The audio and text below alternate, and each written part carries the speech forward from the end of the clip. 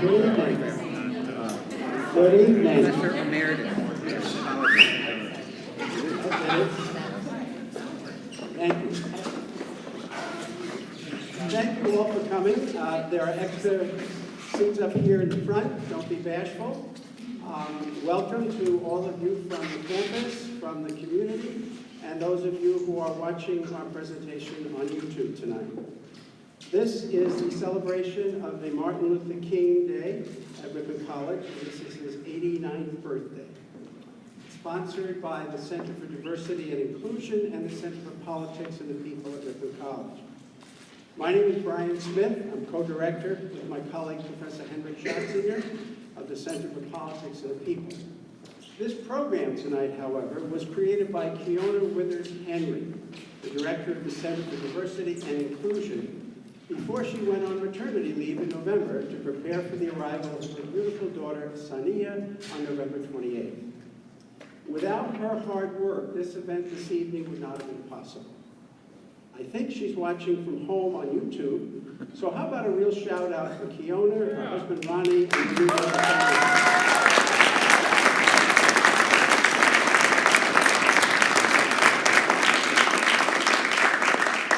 Thank you. Each year, the college celebrates the life of Martin Luther King Jr. with a series of events around his birthday, focused on a theme. The theme for this year, chosen by the planning committee, is Deflate the Hate, because of the disturbing rise in hate crimes in our country over the past year and a half. You have on your tables this evening, and the panelists have it as well, a sheet with hate crime statistics compiled by the FBI, the U.S. Department of Justice, and the Center for the Study of Hate and Extremism at California State University San Bernardino, covering the last several years. A hate crime is often defined as a violent crime motivated by hate based on race, color, national origin, among other factors. Most hate crimes, however, in our society go unreported. According to a recent report by the federal government's Bureau of Justice Statistics, more than half of the 250,000 hate crimes that took place each year between 2004 and 2015 were not reported to the police. It is estimated that a hate crime occurs every 90 minutes in the United States. In 2016, in fact, there was a 20% increase in hate crimes in major cities from the previous year of 2015, especially against people of color, against Muslims, and against Jews. This increase coincided with the 2016 presidential election and continued through 2017. The Trump phenomena made hate respectable once again in our society. And our president stoked the flames of hatred again this past week with racist remarks in the Oval Office about people of color in Haiti and in Africa. Hateful words can and do lead to hateful actions. And the statistics on the uptick of hate crimes in our country over the past 18 months are a proof of this. Dr. King would have been very disappointed about this resurgence of hate were he alive today. Some of his most memorable words summarized his thinking about hate and hate crimes. He said, "I have decided to stick with love. Hate is too great a burden to bear." And also, he said, "Hatred paralyzes life. Love releases it. Hatred confuses life. Love harmonizes it. Hatred darkens life, but love illuminates it." So it is for these reasons that we have chosen Deflate the Hate as the theme for Ripon College's Martin Luther King Jr. Week this year. This afternoon, we inaugurate our week of commemoration with a discussion entitled Hate Crime, It's Real. We have a panel of faculty, staff, professionals, and students here to discuss this growing cancer in our body politic and what we can do to reduce it. Before I introduce our distinguished guests, let me explain the plan for the evening. We'll begin with a conversation among the panelists discussing a series of questions on how hate crimes have affected their personal or professional lives and what needs to change in the way we as a society respond to hate crimes. This conversation will last about 40 minutes. Then, around 5 o'clock, we will break for a buffet dinner provided by Sodexo Food Service. You already have your desserts on your table. You can't start the cake before you have your kettle.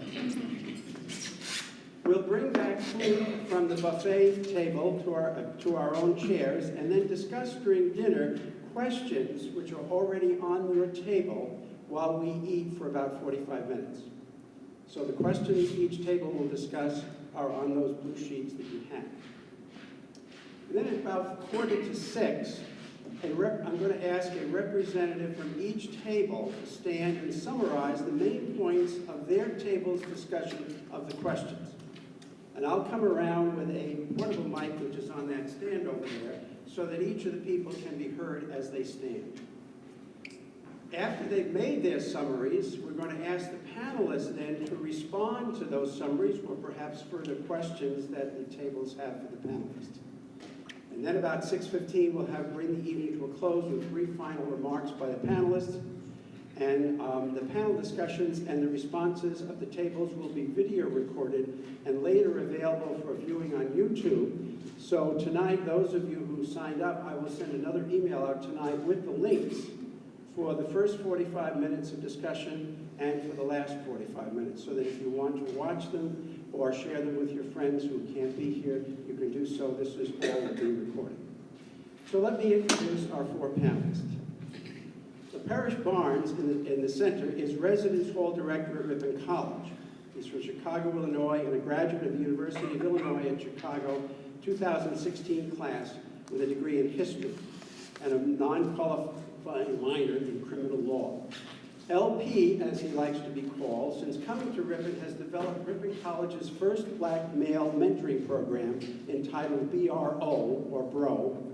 The program stands represented by 12 of 18 black male students on campus, and LP is looking to reach 100% participation by the end of the academic year. LP will serve as the moderator of the panel. Two of our panelists are not able to be here tonight because of bad weather. Damon Hill, a student at Edgewood College, and Deidre Delsing, a counselor who lives in Dubuque. Rose Hogmeyer, sitting on your far left, is a senior at Ripon College studying politics, government, and economics with a commitment to social justice and equality. Rose previously served as president of the Ripon College Feminist Club and the College Democrats. During her leadership with the Feminist Club, she met with student groups on the importance of bias incident reporting and organized a yearly sexual health exposition. And the club conducted controversial poster campaigns on sexism, earning the group Ripon College's Organizational Award for 2 consecutive years. She hopes to work in women's health and safety advocacy after graduation. Diana Lewis, on LP's left, has a master's degree in social work and currently works as a corrections program specialist with the Wisconsin Department of Corrections Office of Victim Services and Programs in Madison, where she has worked for the past 7 years in various capacities. Diana has provided direct service to thousands of victims and survivors of crime, including accompanying victims to parole hearings, preparing for their release, and engaging in safety planning for them. Diana also provides training to new correctional staff on victims' rights, dynamics of victimization, and restorative justice opportunities within the Department of Corrections.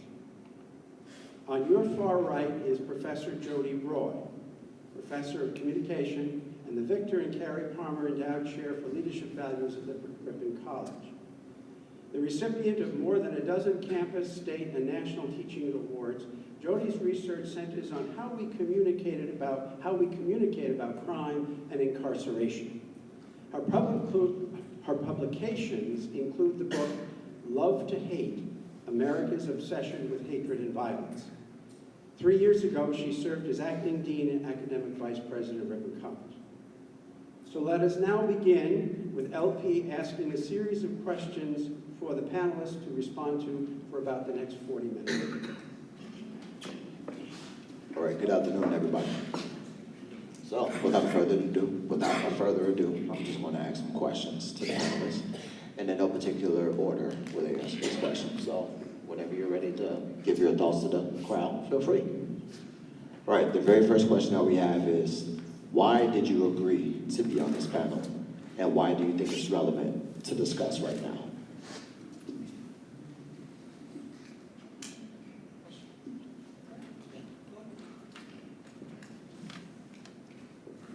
Hello, good evening, I guess.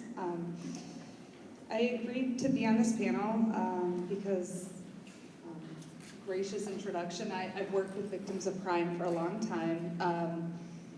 It's something near and dear to my heart. I started off at a small liberal arts college, Beloit College, similar to Ripon College, and I appreciate everybody coming out today, I'll say that much. I think that it's important to discuss this issue now because I think it's as relevant as it's ever been, maybe more so just looking at the statistics. But unfortunately, hate and hate crime and victimization in general are alive and well, so that's why I'm here.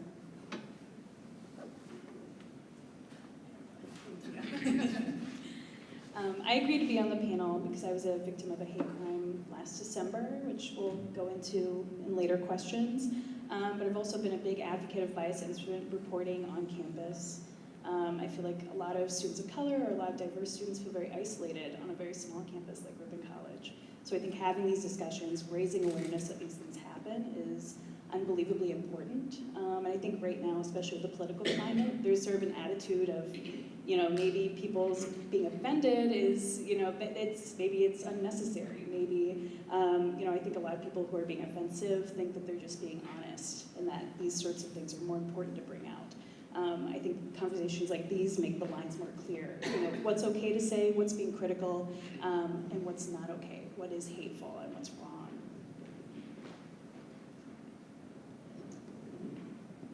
I must admit, when I heard that this was the first question, I was taken aback a little bit because while I agree that this is an excellent time to have this conversation, I don't think there's a bad time to have this conversation. I was actually reminded of something that I was party to, I want to say it was about 2004 or 2005. It was at a meeting of people who served as leaders of various groups that worked on the issue of preventing violence in American schools.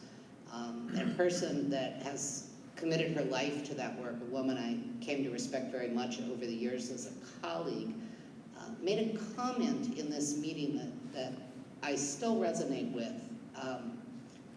and quite frankly still disturbs me greatly. She said, "It is so unfortunate that we have to wait for more students to die for people to realize that we should try to prevent it." And the truth of the matter is, in the world of school violence prevention specifically, school districts sign up for programs after news breaks of another shooting. So while I'm very glad we're having this conversation right now, the fact that it's inspired by current issues in our wider political climate, that's important. But the hate was not caused by those issues. It's been there, we just haven't been talking about it. And so I think we should have these conversations every year, every month, not just occasionally when it fits with news feeds.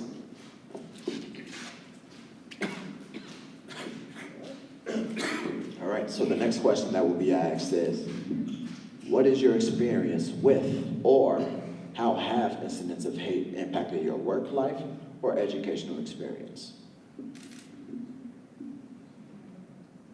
Anybody can go? So I had an unfortunate incident last December after a very controversial political speaker came to campus. I had made comments to news reporters, and it sort of spun a really terrible series of events where, people were saying like online that it was so unnecessary for me to speak in that way. They said I had no worth, and they said really other terrible things, which I found, that's not wrong to say those things. It's being critical, and that's fine. But there was a moment where someone had woken up one morning from my dorm, and someone had put a sign on my door that said "dumb bitch," which was a very popular comment that was put on a Yik Yak post about me specifically being the president of the College Democrats and feminist at the time. That people kept saying that I needed a muzzle, that I was a dumb bitch, I was uninformed. And it was, so I didn't ever think that something like that would be really hurtful. If you know me, I'm someone I can totally dish it. I can take it and I can totally dish it. But I never thought, it seems so trivial, but it made me feel incredibly unsafe on campus, that someone would target my dormitory and put that note on my door. There are other things that were said that were borderline, harassment, and my biggest regret in all of that was never reporting it immediately. I told my parents because I was so upset, and a lot of people encouraged me to report it, to go to Dean Ogle, and I had a meeting with him, but I just still was I was incredibly embarrassed at the whole thing.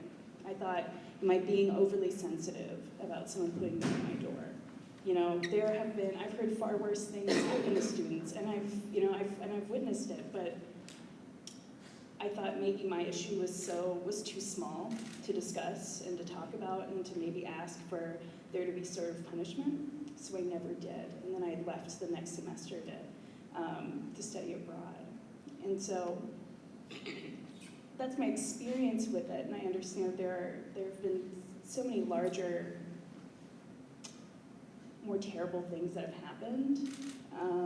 I think of my place of privilege in this world, and I still am just so shocked by how much this has impacted my life. It's made me feel very unsafe. I used to sleep with my door unlocked in my dorm, and now I do not, because I figured if someone felt, so macho, so big to put that on my door, that they could definitely have entered my room and, maybe hurt me if they felt so motivated. So just because I made a comment about how much I didn't like a controversial political reporter or political pundit that came to campus. So that was my experience.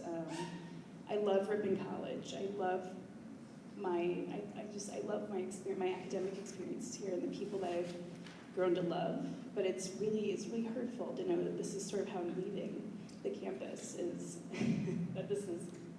that I felt, at the end of my tenure, very unsafe in the place where I sleep and learn and, enjoy. So thank you. Rose, if you don't mind, I have a follow-up question I would like to ask. I think it would be I think that it would be awesome if you were to inform the people about, how did these incidents that you encountered that were brought to you, how did that change your willingness to continue to be an advocate for other folks, to, be as, to be able to be a critical speaker when it comes, to be critical of different political individuals, to be critical of your fellow students and stuff like that, how did that impact that? I was a political, leader on campus, and I was also leader of the feminist club, so it was sort of my job at that point to always, be the first person, or at least be the first person to have the conversation about, who's being offensive on campus, how can we improve things, how can we make students feel more comfortable and more included. And after that, it really halted me in wanting to do that. I felt when I come back later in the fall, or earlier the following fall, I thought, do I want to continue to be, part of the executive board on the College Democrats? Do I want to be still involved with the feminist club? And I made a really stupid choice to not do either of those things. I because I just felt I didn't feel unsafe to the point where maybe I shouldn't be here on campus. I did initially, while I was gone for the semester, I thought, should I be, I'm already a transfer student. I thought, should I be transferring again? Can I continue my studies elsewhere and feel safe? Or at least not feel like everything I say is totally going to be in the spotlight, which is so stupid because this is such a small campus, but it really does make you feel that way. It makes you feel so uncomfortable to say anything, to be opinionated. So this past semester, I took a really huge step back, and I didn't let my voice be heard as much as it had been previously, and I just feel like I've made no progress. It's a huge regret of mine that in the first semester of my senior year, I wasn't continuing to make as big of as big of improvements here on this campus that I had when I was still president of the College Feminists, or when I was in the College Democrats. When I was in the College Democrats, I was signing people up to vote. I was a fellow for the Hillary campaign, so it was always not being controversial, but being political on campus. With the College Feminists, we were very, people got to learn who we were very quickly, because we were always out and about, always in people's faces about, talking about issues that maybe they don't like. And I just didn't do that. And I felt like, I thought other people can go do that. And that's such a bad thing to think about. It totally halted me. And, I'm ready to get back on my horse, but I'll never be able to make up that time that, I totally lost from this past semester. Right, thank you for sharing, Rose. All right, Jody, Diane, who would like to go next?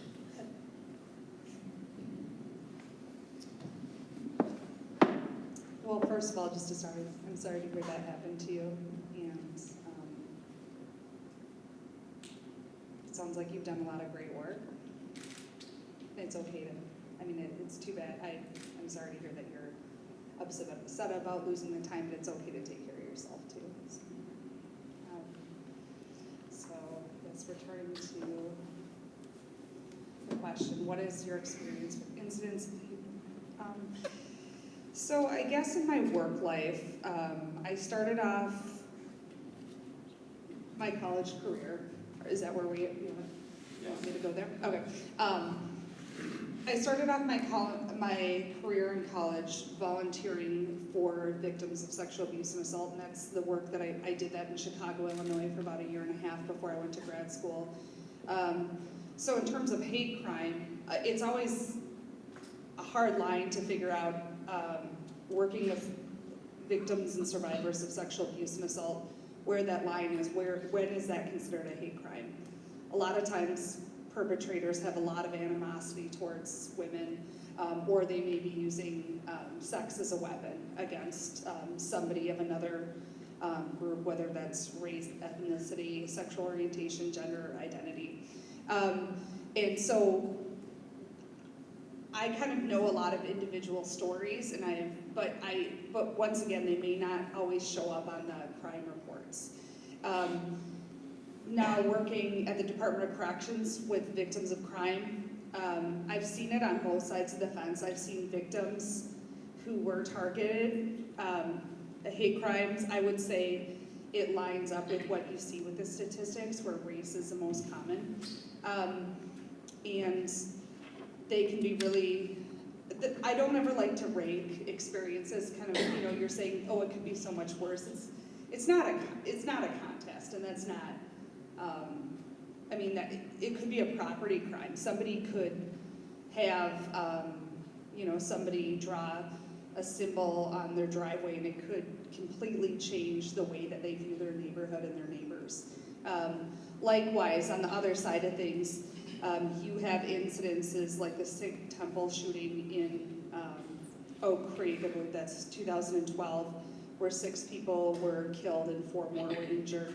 And people can gather that also was a racially motivated event. It was this white supremacist who shot everyone and eventually took his own life. So I've kind of peripherally dealt, through my work experiences, Unfortunately, it's after those events that I've seen panels of speakers from Oak Creek talk about emergency response, talking about literally the logistics of what kind of food should you serve if you're dealing with a mass crisis or trauma. And it's really sad that we have to go there. But that's just unfortunately the reality of it. So those are just some of my experiences with incidences of hate crime. And like you say, sometimes you know what people's motivations are and sometimes you don't, but it's all hate in there.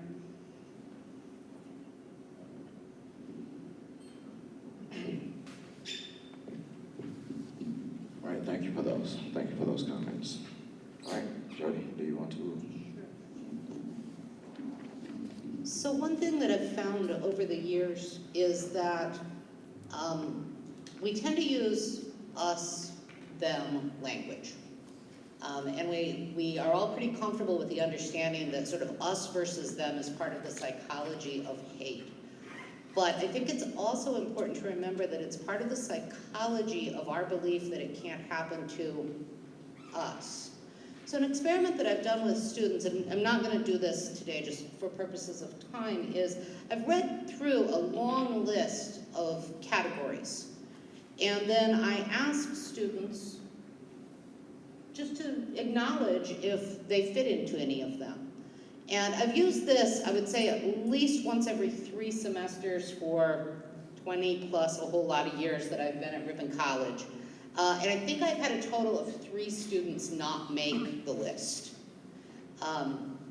It's the list of groups that have been targeted by organized hatred in the history of the United States of America. And in Wisconsin, it's particularly palpable. And it's where my research actually started on the issue of hate in the United States of America. I decided to do my doctoral dissertation on a topic. I had many levels of interest in this topic, but ultimately what inspired me was the fact that I could not believe that I had not heard about it in my K-12 education or in an undergraduate degree at a small liberal arts institution. It was not until I was a second semester master's student that I encountered a document called The Awful Disclosures of the Hotel du Nunnery of Montreal, supposedly by a woman named Maria Monk. That book kicked off one of the longest and most rabid hate campaigns in American history, and that was the 19th century anti-Catholic movement. Now, in Wisconsin, most people who identify as white, in their background, identify as either Protestant or Catholic. And what many people don't understand is the reason that a lot of German Catholics ended up in Wisconsin is because they didn't want to stay in places like Baltimore and New York City, where their churches were being burned to the ground, where their children were being forced to read books that were anti-Catholic propaganda, where there were efforts to prohibit them from having the right to vote, where in fact, for a period of many years, there was no insurance company that would insure a structure known to be owned by Catholics if it was of wood construction because the arson rate was so high.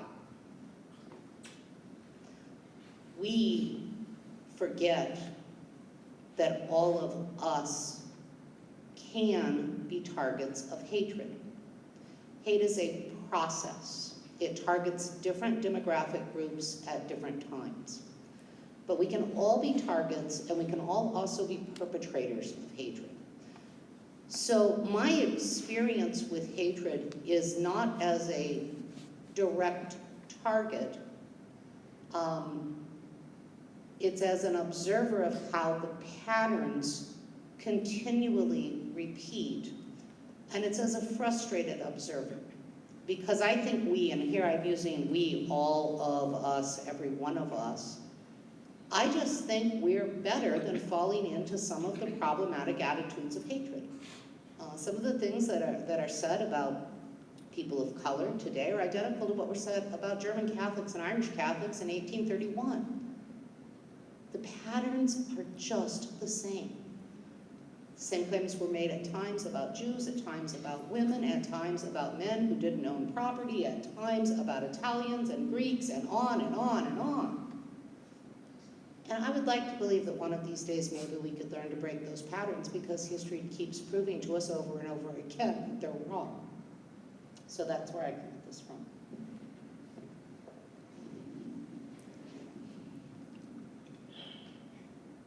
That made me think. I'm just going to make a comment, and then we're going to move on to the next question, if that's fine with you guys.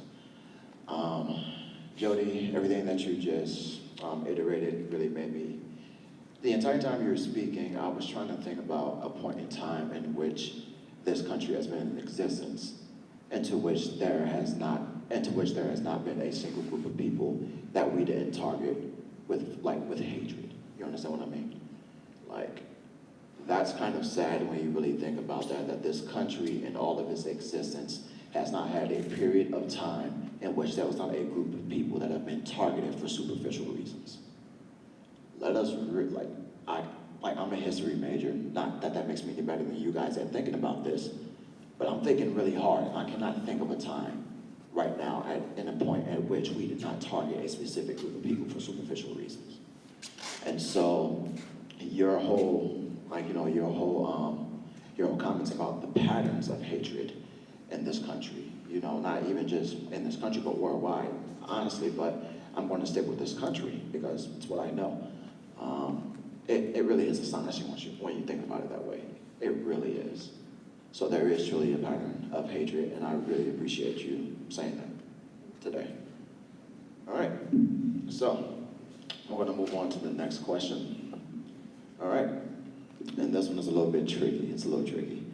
So how do you, as individuals, navigate supporting the right to free speech while also combating hate speech? All right, go right ahead. I'm going to get back to this issue of hate as a process. And I think there's a problem with the way that is phrased. The idea of how do you navigate free speech in order to prevent hate speech. Hate, quote, speech is not the problem. Hate is the problem. It's not the speech, it's the underlying assumptions that are driving it. Processes of hatred include things like absolutist thinking, they include stereotyping, they include scapegoating our problems onto others, and they ultimately, when they begin kicking to levels of advanced levels of systemic discrimination, and specifically violence, they involve dehumanization. Those processes can be tackled very slowly and very gradually via critical thinking. Stereotyping is the fallacy of hasty generalization. Absolutist thinking is false dichotomy in most cases. When we develop people's critical thinking skills, I view that very much as it's like taking a vaccine against not any particular political position. It's not about that. It's a vaccine against quick thinking, easy ways around our own discomfort. Hatred is easier to feel than fear. And frequently what you see when you see patterns of hatred, someone who is afraid, what they perceive to be a threat, and they manage it by sort of inverting it, as I would say, out into a fearful reaction. You don't address that fear, you don't address that hatred simply by putting a Band-Aid, metaphorically, over the mouth to stop the speech. You have to work on the thought processes and the patterns that are beneath it. So to me, there's a more fundamental question, which is what do we do to prevent and unpack the problematic patterns? And I'm talking here about just cyclical patterns of hatred. That solves the more surface level.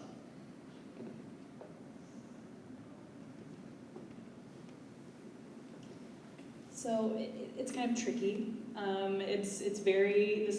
To navigate both of those things is unbelievably tricky on a college campus, because even in a place like Ripon College, so I'm from the Twin Cities where it's a lot more diverse than it is here. It's so foreign for me to think that this is the most diverse place maybe some of our students have ever been. So it's unbelievably difficult, but I personally have thick enough skin to understand, what is someone being critical. So when these things were happening last December, people said that I was uninformed, they said I was, they said terrible things, but they weren't, I wouldn't say they were crossing the line of making me feel like I was unsafe. They just made me feel like maybe I was annoying to some folks, So that to me was fine. But the point at which I realized that what happened to me was hateful and wrong and needed to be, punishable was when I began to feel unsafe. And I know that can be unbelievably ambiguous, but I think collecting these instances is the best way to go about, making sure that we aren't having hateful actions, start to snowball on campus. And so the way that I would navigate it is, bias, if you feel uncomfortable, if you feel not just offended, but unbelievably uncomfortable and unsafe in a college environment, you should be bias incident reporting. It's so discreet, and it can be, really impactful to illuminate whether or not, there's a committee of really amazing folks on this campus that really do illuminate whether or not, this is an issue where maybe, it's a cultural misunderstanding, or, maybe more conversation needs to happen between these two individuals, but also, it can also show that maybe there are hateful people, hateful actions happening. So that's how I would navigate those two.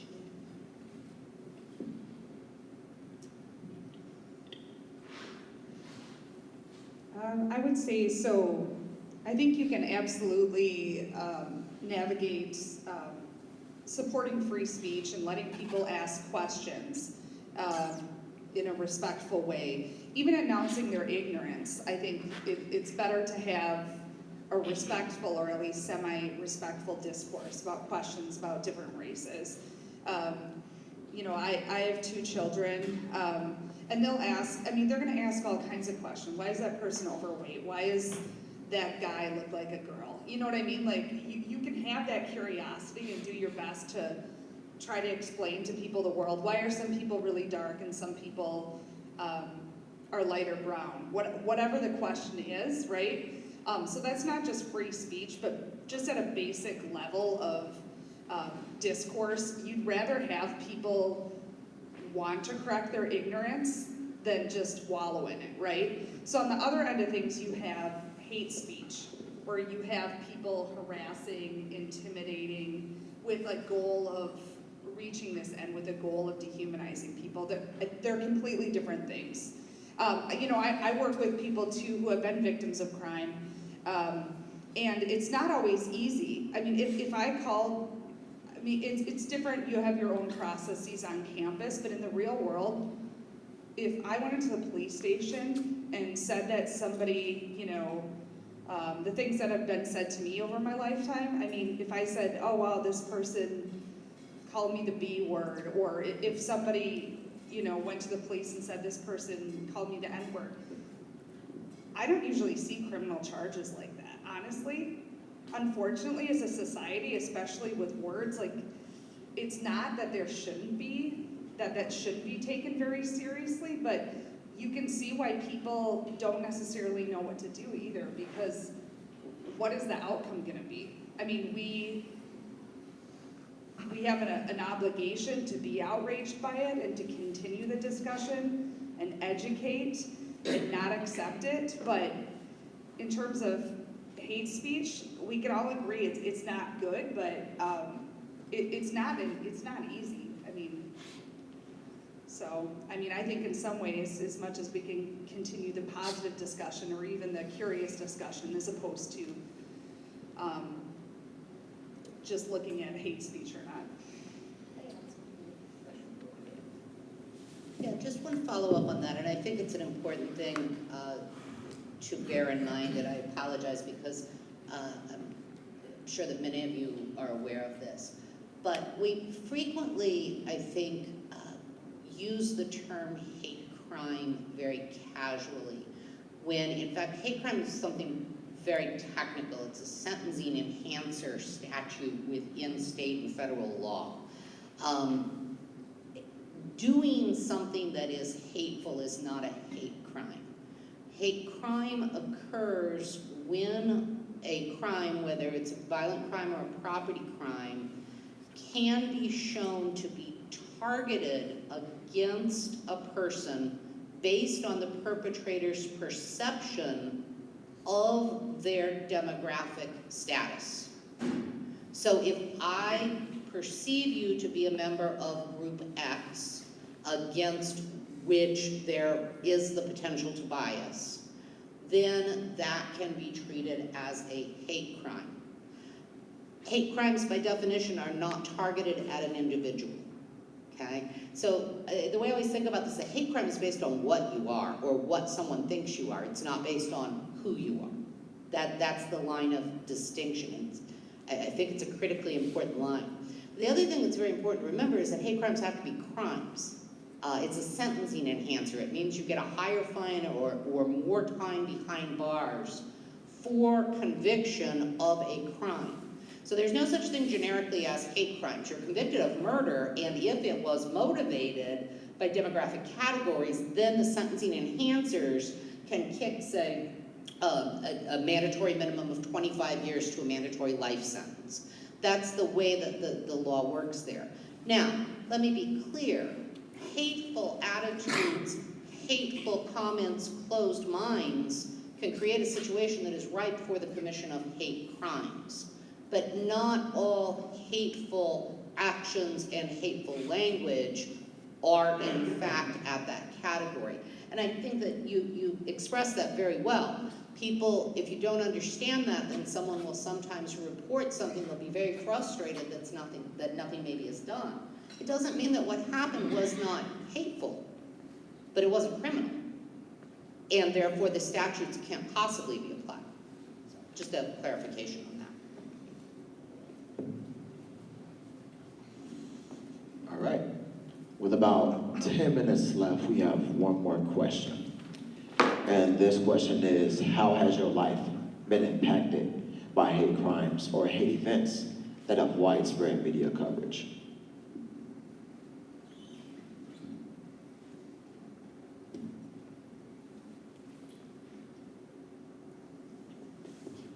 Go ahead. So being from the Twin Cities community, we have a very large Somali population, and I went to high school with a lot of Somali people, and in the past year, there have been numerous bombing threats and really hateful actions towards this community that, I found, so loving and so wonderful, and it makes almost Minnesota feel so whole, not having them. I feel like it would just feel like there's so much empty space. I have absolutely loved being so close with that community in my upbringing in Minnesota. And someone had asked me recently, I heard that there's like a big Somali population, and how does that feel, being in the city and that sort of thing? Do you feel unsafe? And I remarked that, actually, they feel unsafe. They feel incredibly unsafe in their environment. I'm more of a threat to them than they are 100% to me. That's the perception. This isn't linked to my incident, but it's been hard, even at home, to see so much hate. You hear Minnesota nice, you hear the Midwest is opening and warm and comfortable, but it's very difficult to see. And you almost feel hopeless that there is that perception of that community, that they are dangerous to me. It's hard, and I haven't found, unfortunately, personally found a way other than to have these conversations to help it. And I look to guidance from experts like you and from Jody to really figure out what can we do more. But that's how it's impacted my life.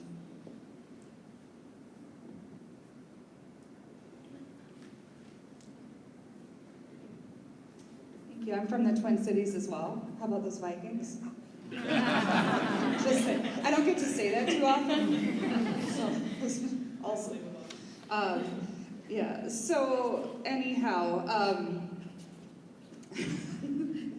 Illinois. I don't, Vikings don't ever get to do it. It's just, winning's not, it's just, So, how has my life been impacted by hate crimes? Unfortunately, sometimes it's major hate crime events that are the thing that get people into a discourse and get people into a dialogue. And when I'm training new correctional officers or new probation and parole agents, unfortunately, I'm discussing big hateful events such as, I would say, 9/11. And, I say to a room full of correctional officers, how many of you, by a show of hands, I'll say it to you now, remember where you were on 9/11? Yep. So, now I'm starting to get to the point where some of the young correctional officers will say, oh gosh, I was in 3rd grade, so it's getting younger and younger, but just kind of discussing the impact of a mass trauma on obviously it's a horrible thing, but it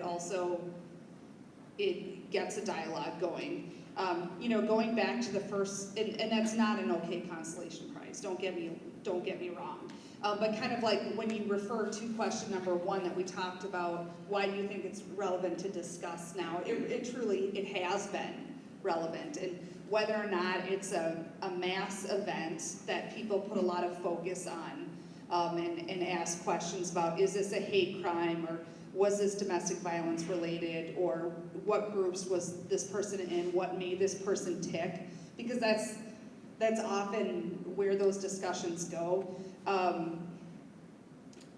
It's all the same emotion in there, whether or not it's on a smaller scale, a hate crime against, you think of a case like Matthew Shepard, or if it's something like the Pulse nightclubs, which is, it's all the same, whether or not it happened in the light, I would say, because hate crime, from where I'm sitting, it's happening all the time. It's just whether or not it's in small pockets or it's more widespread. We talk about the spike in hate crimes in the last year and a half from what's been reported so far, because it's a few years before you get all of the unified crime data out, but it appears to be. There was a spike in 2008 going into 2009. There was a dramatic spike following September 11th, 2001. But there were spikes before that as well. You just mentioned the name Matthew Shepard. Matt was killed died October 12th of 1998. 3 months before that, James Byrd Jr. was dragged to death in Texas. Around the same time, white nationalists by the name of Buford Furrow shot up a Jewish community daycare center in Los Angeles. Not too long after that, Vin Smith went on a 3-day, 2-state killing spree. A few months later, Columbine shooting happened, although not motivated by hate in the same way as the other cases. Some of the patterns do exist in that type of phenomenon as well. And I was acutely aware of those cases and interested in the media coverage of them. And in fact, those were the cases that I profiled in the intro for the book that was mentioned earlier. But I looked at those cases differently than I had looked at every case I had looked at for the 15 or so years beforehand. And that's because I was pregnant and a new mother when those cases broke. And that changed the way I looked at the world. I have had the fascinating experience since then of having the opportunity to work with men and women, mostly men, but some women as well, who have been incarcerated, some of them for commission of very serious hate crimes specifically, but other types of crime as well. And many of these people have gone on to change their lives. They themselves have become people who help prevent hatred and prevent violent crime now. And one thing that is interesting to me is for how many of them it was becoming apparent or in some way reconnecting in a different way with other people that they found their way out of hate. I think that's an important part of the antidote frequently. When people feel disconnected, when people feel that they have nothing, they'll grab onto anything offered. And as I said earlier, hate's an easy grab. It's a very easy grab, but finding ways to live meaningfully, that's much more challenging. But family connections can make a big difference for a lot of people. For me, they changed the way I was reading the media coverage of exactly those kinds of events, and that then shaped about 10 years of my research. All right, guys, thank you so much for those comments. A good part of me kind of wants to answer this too, if that's fine. For me, quite personally, just to boil it down to a simple statement, I myself have become more cognizant of the way that I interact with people that I don't know. And that's not necessarily in the means of how I speak to people. It can be something as simple as me driving and seeing a young lady changing her tire and me deciding whether or not I'm going to pull over and help her change that tire. Because me, when I'm not dressed like this, I typically have on a hoodie and a fitted cap. And just hearing some of the discourse that's been going around this country for the past couple of years, it's deemed acceptable for people to feel a certain type of way if I'm dressed a particular type of way. And hence, I can give a short story that kind of really illustrates what I'm talking about. I posted about it on Facebook around this time last year. But I was out driving, it was around 11 p.m., and I saw a dog, a stray dog, in this town. And I called the Ripon police to, come get the dog, to come and find it. And, I'm on the phone with the dispatcher. She's asking for information, and I'm giving her the information. And she's like, hey, what's the nearest address that you're at? So I'm in my car, and I'm looking across the street, and I give the address that I thought it was. She types it in, and she goes, that's not a valid address. And I was like, well, I'm looking at it, that's what it says. And she says, well, how about you get out the car and go and, go up to the door and get the address? And I said, I'm not doing that. And she was like, why? And I was like, because it's 11 p.m., I'm wearing a black hoodie, I'm wearing a fitted cap, and before I finished my statement, she's like, sir, why does any of that matter? I was like, there's a Trump Pence sign outside of this house, and I'm black. I wasn't comfortable with it. And so not necessarily saying that, making the assumption that the individual that lived in the house may very well have been a violent person, or that they may have caused any bodily harm to me simply for the fact that I was black. But the issue is that, with the way that hate crimes were starting to, rise, with the way that we were seeing that openly white supremacists were campaigning for these individuals and saying that this is the savior that we need, hail Trump, hail Pence. Those type of things have an effect on you when you are part of a group that has been historically disenfranchised and targeted for the pigment of your skin color.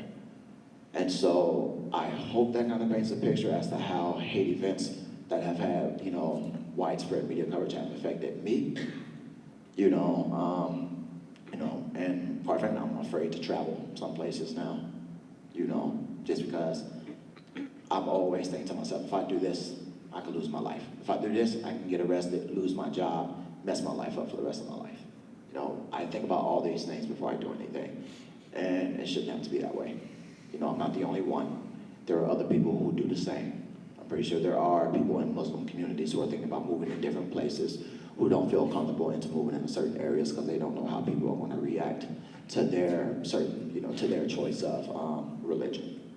And I'm pretty sure there's people that's part of the LGBTQ community who are afraid to fully be who they are without fear of being persecuted or even murdered because they were born differently than like 80 to 90% of the rest of the humans, because they have a different sexual preference than us heterosexuals do.